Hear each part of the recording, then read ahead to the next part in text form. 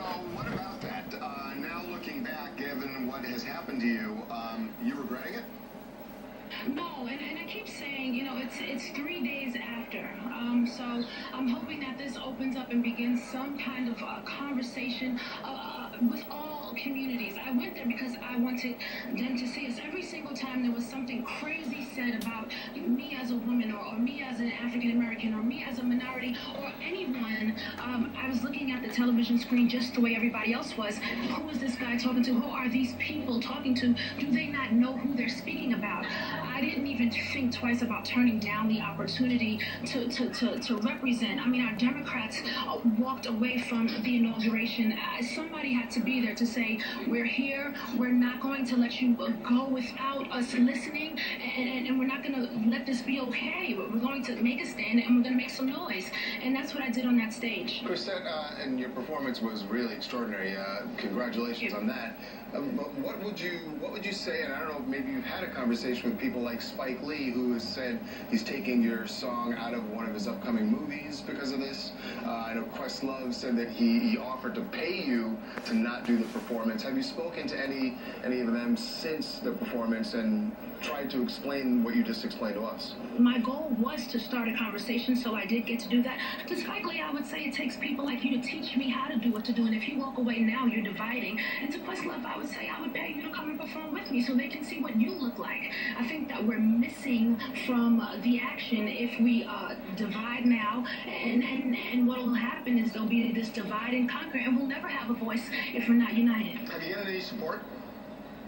Oh, tons. It's funny because, or disheartening because I think a lot of people don't know what the next person thinks. So, you go to Detroit where surprisingly the outcome is different with the response, and you say, oh my goodness, I had no idea you people felt this way. So what I want to do with No Political Genius and the TV show that I'm working on now is begin to start some conversation in communities that look, that go through the same things but may not look alike, and let people know that we are struggling the same, and if we come together instead of pull each other apart, then we can get our voices heard.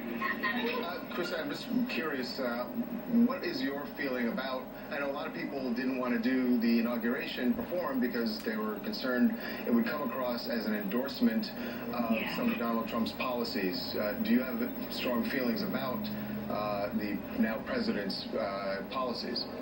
I have incredibly strong feelings about the now president's policies, and I think that's the reason why you've got to show up. I sang with and for Barack Obama a couple of times before this, and at the end of the day, what I thought to myself was, if Barack Obama is there, and Barack Obama asked me to sing at the White House, and he's asked me to sing before he went up to speak, I'm going to go where he goes. I don't mind going through the fire of going where he goes if at the end of the day somebody will be able to hear and somebody will be able to see something from my perspective, from my face, from my community. Final thing, it seems like Hollywood is digging in, and rather than doing what you're suggesting, they have gone the opposite direction and said, we want none of him, we are going to boycott him essentially, and go after people who don't. We have to hold the people that are elected officials accountable. I think that when Barack Obama got into office, we were just as afraid for his life.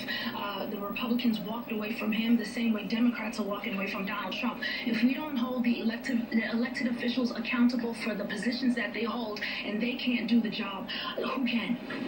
Okay. All right, Chrisette, I know you have an album coming out next week, and also, like you said, I put together something called No Political Genius. It's a spoken word album, and it's just a bunch of words really about what I feel like can happen, what I feel like can change, and the hope that I do believe there still is. Okay. All right. Well, good luck on the album, and thank you so much for the time. Really appreciate you coming on.